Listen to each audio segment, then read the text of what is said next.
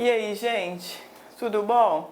Então, olha só, conforme prometido, a gente vai conversar hoje, rapidamente, sobre os substratos, né, da teoria da aplicação da pena, para ver se dá uma clarada aí para o pessoal que está meio com a corda no pescoço nessa semana, já que vão se iniciar as provas oficiais. Então, gente, na realidade, se você pega o macete do raciocínio nos 3 pilares, nas 3 fases, você não vai ter dificuldade nenhuma em estabelecer os critérios de cada fase. Então você matou a pegada do raciocínio, depois disso a questão do cálculo aritmético, né? O que vai ou não incidir é mera consequência. Então você conseguindo separar, nominar o que pertence a cada substrato, isso por si só já vai ser o que vai determinar o raciocínio jurídico perfeito para o cálculo da sua pena. Então veja, meus queridos, que na primeira fase nós trabalhamos, né, com as circunstâncias judiciais, que estão lá elencadas no artigo 59 do Código Penal. Vejam vocês que no total nós trabalhamos com 8 circunstâncias judiciais. Então, todas elas circunstâncias judiciais extremamente subjetivas, de modo que não se pode estabelecer um critério fixo, um critério determinante para que nós entendamos quando haverá ou não a incidência de determinada circunstância. Por outras palavras, se tratar de como se trata, aliás, de um critério estritamente subjetivo, no que você vai se apegar? Fundamentar quando você for ou não valorar aquela circunstância judicial negativamente. Então vejam vocês que na primeira fase, nas circunstâncias judiciais, nós podemos ter circunstâncias judiciais neutras, que são aquelas circunstâncias judiciais que não restaram demonstradas no processo. Ora, muitas vezes o processo criminal ele não é capaz de elucidar todos os aspectos que se vinculam ao contexto delitivo. Nem sempre, aliás, na maioria das vezes, o processo ele não é capaz de elucidar todos esses aspectos. De modo que se essa circunstância judicial ela for caracterizada como neutra, é porque justamente o processo ele não foi capaz de demonstrar se ela estava presente ou não. Então veja, circunstância judicial, personalidade voltada para o crime. Não se tem nos autos nenhuma notícia de que o agente seja perverso, de que o agente efetivamente tenha praticado crimes com requintes de crueldade. Então veja, o processo não demonstrou essa circunstância judicial vinculada ao agente. Não quer dizer, pessoal, que ela não exista. Significa simplesmente que o processo, aquele determinado processo, ele não foi capaz de elucidar, ok? Por outro lado, se eu valoro uma circunstância judicial como favorável, ou seja, por exemplo, conduta social, se o cara é gente boa, se as testemunhas de caráter demonstram que ele é uma pessoa que convive bem socialmente, que tem um comportamento dentro da normalidade social, essa, meus queridos, é uma circunstância judicial positiva. Mas vejam vocês que na primeira fase da dosimetria, circunstância judicial positiva, assim como a circunstância judicial neutra, elas não são capazes de afetar o cálculo da dosimetria da pena. Ou seja, não vai feder nem cheirar no cálculo da sua pena. Você vai partir de uma pena mínima. Então, exemplo, furto, artigo 155, pena, né? 1 a 4 anos. Você vai sair da pena mínima de 1 ano e a pena mínima vai permanecer sendo 1 ano. Ou seja, acaso aquele processo que apurou a prática em tese do crime de furto não trouxe nenhuma circunstância judicial que tenha sido valorada de forma negativa. Ou seja, ou essa circunstância judicial ela é neutra, ou essa circunstância judicial ela é positiva. O que isso vai acarretar no seu cálculo? Nada. Isso não vai afetar, isso não vai importar na diminuição da pena, ok? Agora, por outro lado, se a circunstância judicial ela é valorada negativamente, ou seja, pô, o cara é um babaca, circunstância judicial, comportamento social é péssimo. Ele é uma pessoa que tem uma personalidade comprovadamente voltada para práticas criminosas, ou uma personalidade ruim, perigosa, segundo aspectos de natureza, uma análise de natureza psicológica. Então veja, se você valora essa circunstância judicial negativamente, aí sim nós vamos trabalhar com o aumento da pena mínima, que no nosso exemplo é de um ano. Agora, vejam vocês que nessa primeira fase, e assim também o é na segunda, o Código Penal, pessoal, não traz nenhum critério objetivo quanto a qual vai ser o aumento dessa pena, qual vai ser a elevação dessa pena mínima, né, no decurso do cálculo. Ou seja, porra, se eu tenho 5 circunstâncias negativas, como vai ficar meu cálculo? Como que eu vou aumentar essa pena mínima na primeira fase? E esse também é o raciocínio na segunda.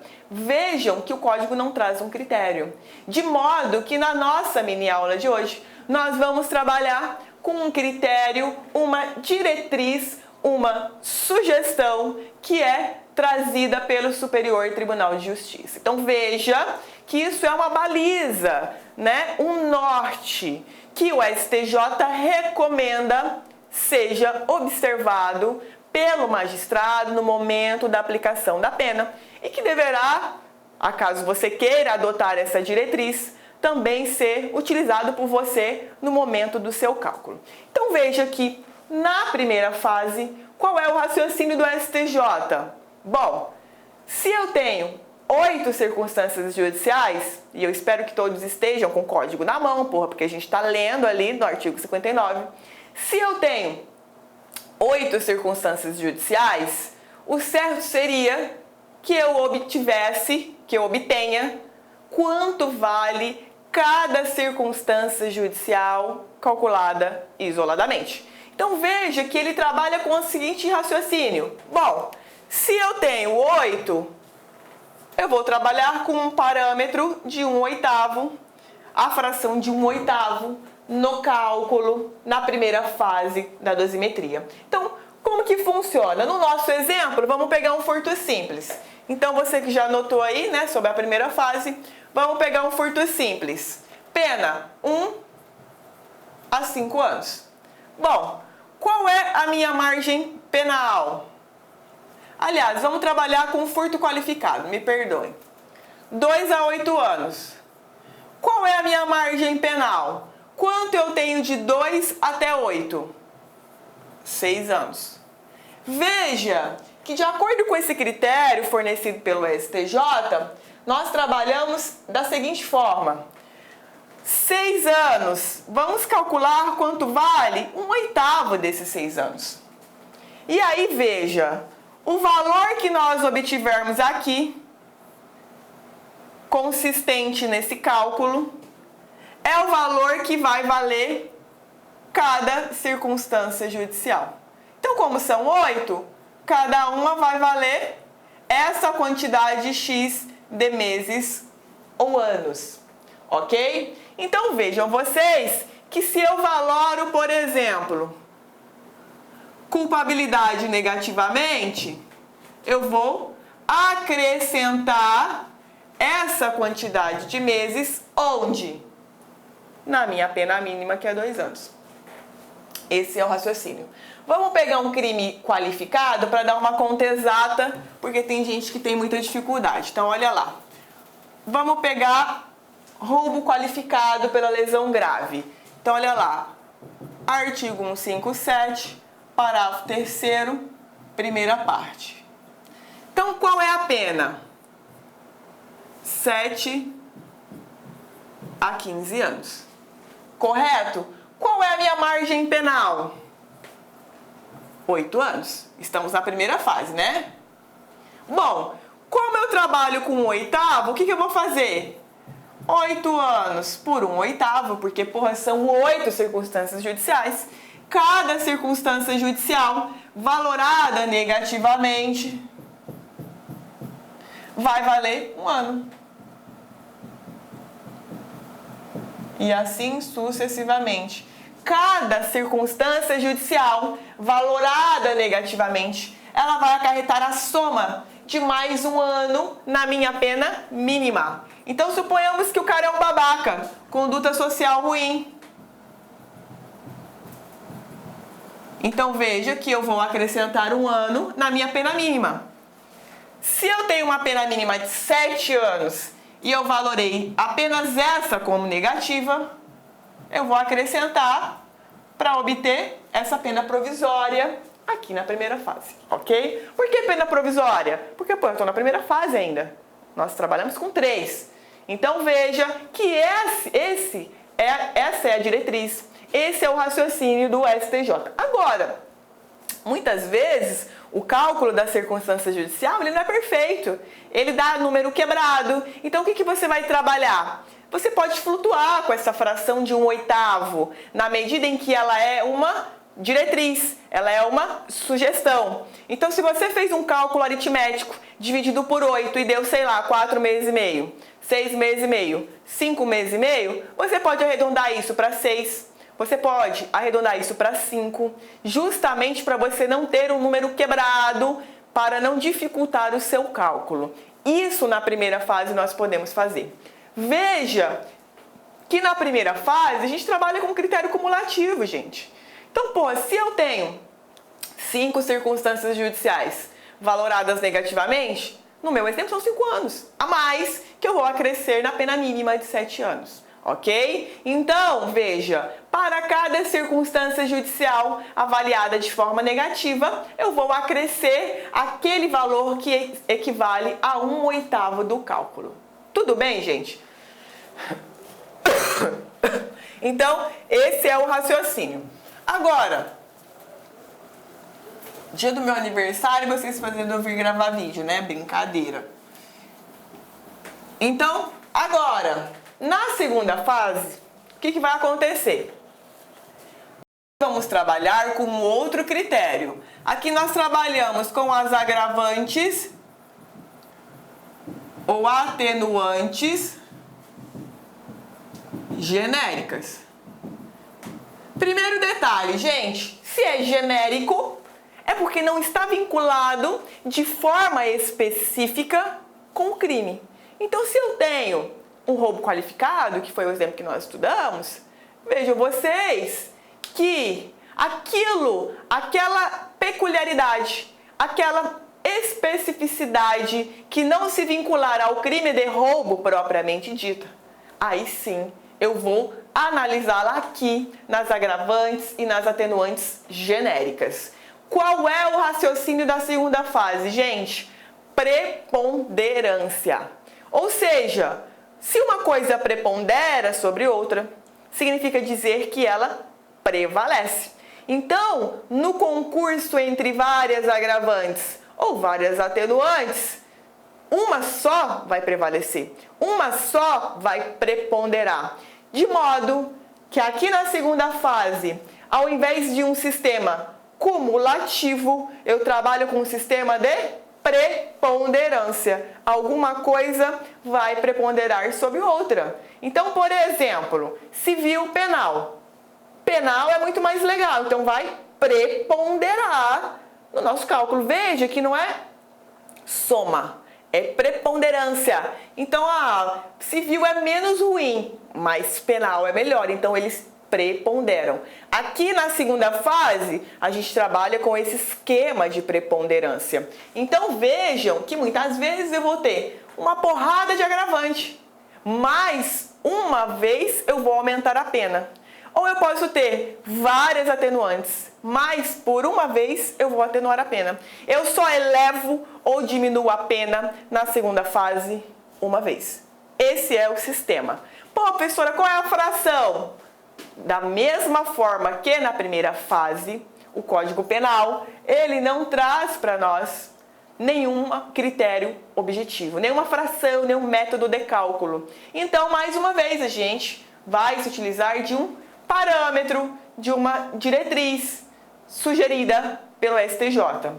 Então, o STJ ele trabalha com a fração de 1/6, seja para aumentar, seja para diminuir. Então, veja que também o STJ ele trabalha com classes de atenuantes e agravantes genéricas, que também são trazidas pelo Código Penal. Então, veja, em primeiro lugar, nós trabalharíamos e trabalhamos com a menoridade,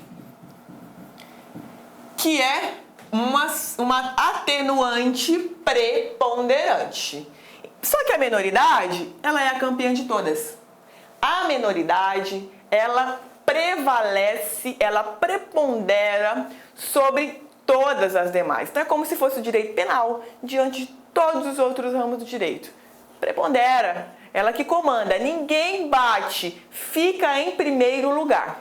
Por outro lado, na segunda classe, nós teríamos reincidência, que é agravante preponderante, confissão, que é atenuante preponderante, e motivos determinantes do crime, que ora pode ser atenuante preponderante, ora pode ser agravante preponderante. Exemplo: pratiquei um crime imbuída de um relevante valor moral. É uma atenuante preponderante.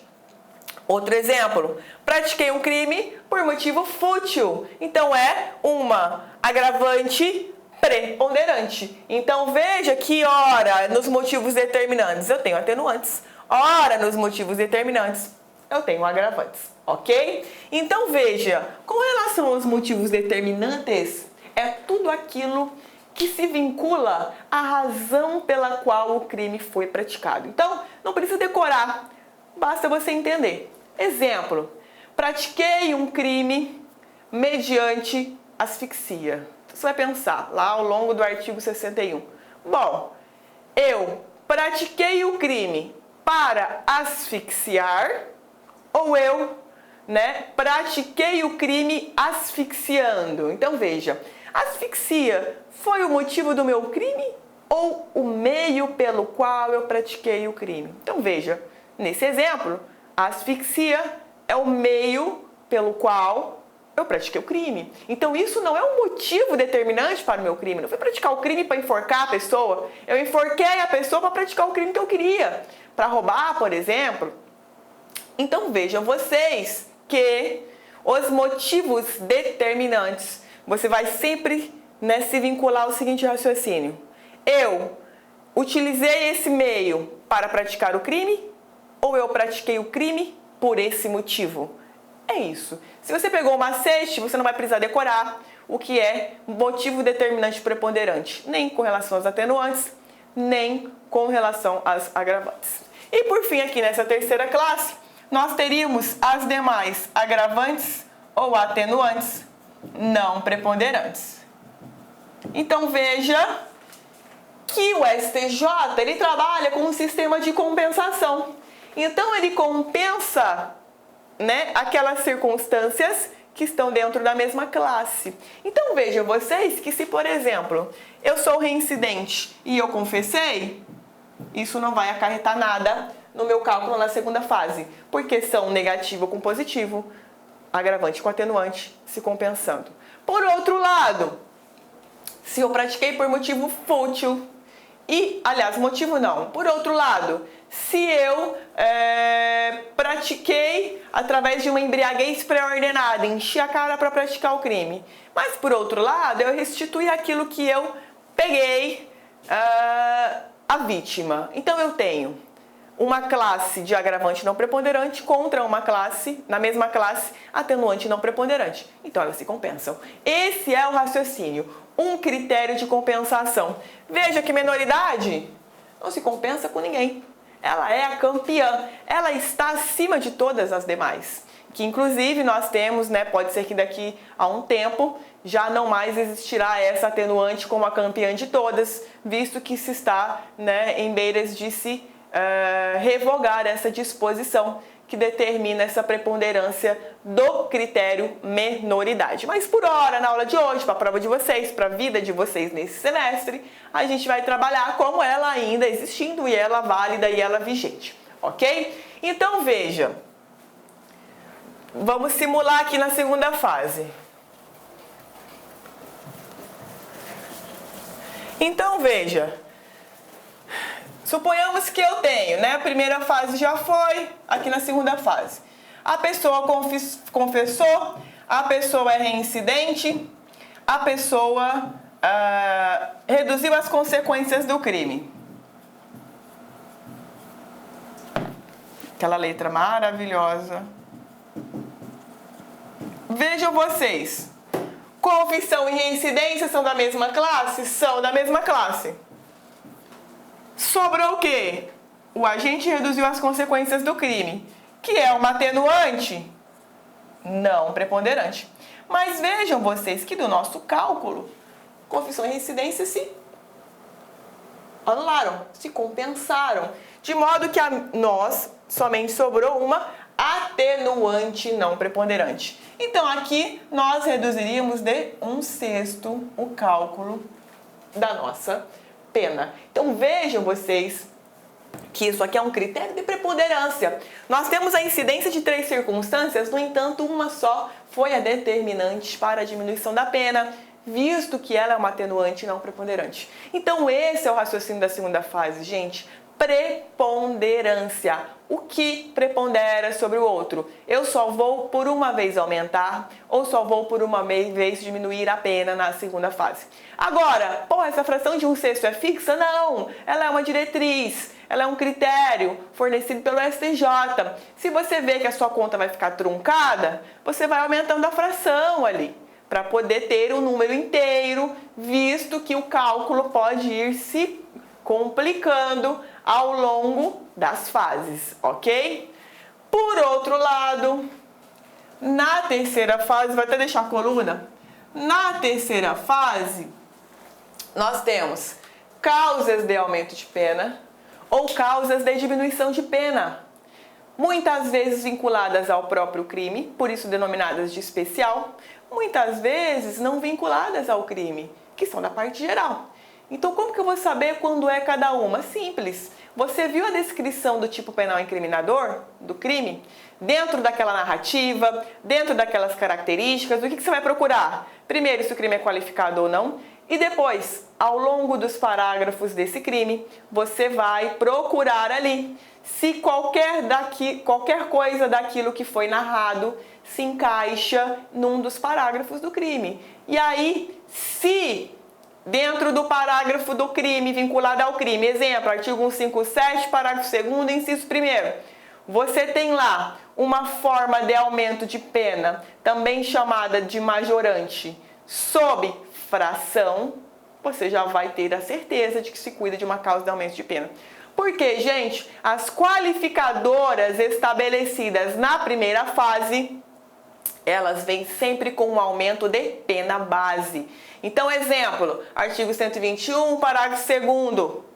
No final do inciso 7, você vai ver lá, pena, reclusão 12 a 30, que é uma pena diferente do homicídio simples, que é 6 a 20, lá do caput. Então, vejam vocês que as causas de aumento ou diminuição de pena, também denominadas de majorantes ou minorantes, elas obrigatoriamente vêm sob a forma de fração ou vêm com a seguinte narrativa: a pena é duplicada. Então você já vai saber que não se cuida de uma qualificadora, não se cuida nem de agravante e nem de atenuante. Se cuida de uma causa de aumento ou de uma causa de diminuição de pena. Então veja, qual é a ordem aqui no sistema da terceira fase?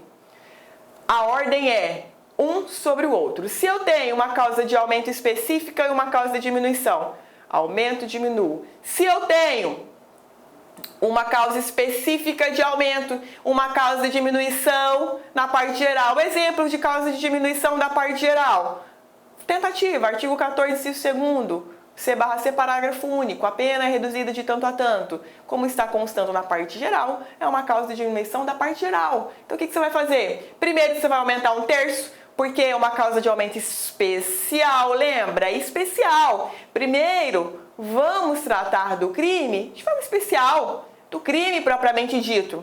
Depois, eu vou olhar onde? Na parte geral. Eu vou ver aquilo que não se vincula ao crime de maneira específica. Então, primeiro, no nosso exemplo, né, artigo 157, parágrafo 2º, inciso 1º. Depois, se é uma forma de tentativa, reduzo essa pena que eu calculei. Então, veja que muitas vezes, pessoal, aqui eu posso ter causa de aumento da parte especial, causa de aumento da parte... Causa de aumento não. Causa de diminuição da parte geral, causa de aumento da parte geral. E aí, o que eu vou fazer? Efeito cascata. Calculo essa fração, depois calculo em cima dessa, depois calculo em cima dessa. Exemplo de causa de aumento da parte geral. Concurso formal de crimes, crime continuado. Causa de diminuição da parte geral. Exemplo, arrependimento posterior, tentativa. Então, veja, primeiro vamos tratar o que é do crime, depois a gente vê se aquilo que sobrou na narrativa, na questão que está sendo cobrada de você, ela traz algum dado que você, porventura, consiga encaixar dentro das causas de aumento ou diminuição, também denominadas minorantes ou majorantes, da parte geral. Tudo bem, pessoal? Então, depois que você estabeleceu esses critérios básicos, diferente das duas primeiras fases, aqui, se eu tenho uma fração fixa, como eu tenho um valor numérico trazido pelo próprio Código Penal, obrigatoriamente eu tenho que observar essa fração. Pô, não vai dar para fazer malabarismo, não dá para arredondar mês, não dá para fazer nada. Você vai ter que obedecer àquela fração que é trazida para você. Muitas vezes, as frações elas são variáveis. O próprio parágrafo 2º do artigo 157. Então, veja, dependendo da quantidade de incidência dos incisos, daquelas majorantes, você vai fundamentando a sua decisão e vai flutuando nessa fração até a causa de aumento no valor máximo. Ok? Então, veja que não é aleatoriamente na terceira fase que você vai flutuar na sua fração para a conta ficar tranquila. Aqui não tem essa. Se você aumentar gradativamente, você vai ter que fundamentar diante do caso concreto e daquelas circunstâncias que eventualmente estão presentes e que caracterizam, ok, as majorantes, como no caso do artigo 157, parágrafo 2º, ao longo dos seus incisos. Tudo bem? Gente, depois que você pegou esse macete do raciocínio, aí fica fácil. Aí, meus queridos, é só fazer o cálculo aritmético. Agora, na primeira fase aqui, nas circunstâncias judiciais, o que vai acontecer? Você estabelece se o crime é qualificado ou não, e depois que você estabeleceu as causas de aumento e as causas de diminuição de pena, depois que você foi nas agravantes e nas atenuantes genéricas, é que aí você vai distribuir aquilo que sobrou dentro das circunstâncias judiciais. Então, pô, professora, quer dizer que primeiro eu estabeleço se o crime é qualificado ou não. Depois eu estabeleço o que tem de parte especial, de aumento ou diminuição. Se eventualmente eu tenho alguma coisa que aumenta ou diminua da parte geral. Aí eu volto nas agravantes e atenuantes genéricas. Porque veja, agravantes e atenuantes genéricas. Tudo aquilo que não se vincula ao crime de forma específica. Aí sim, você estabelece o que sobrar. Sobrou alguma coisinha que não se encaixou no agravante ou na atenuante genérica.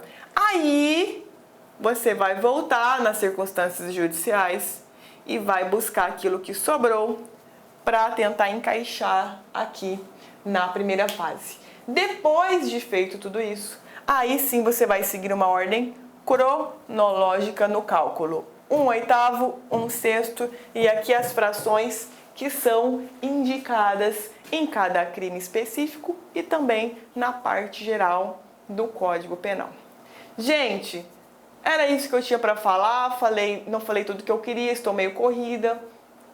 Hoje é meu aniversário, mas eu vim quebrar esse galho, né? Prometo que nas férias, com mais tempo, com mais calma, vou gravando aí algumas coisas mais aprofundadas da teoria da aplicação da pena. Mas isso daí já vai servir para quebrar o galho de muita gente aí, tenho certeza.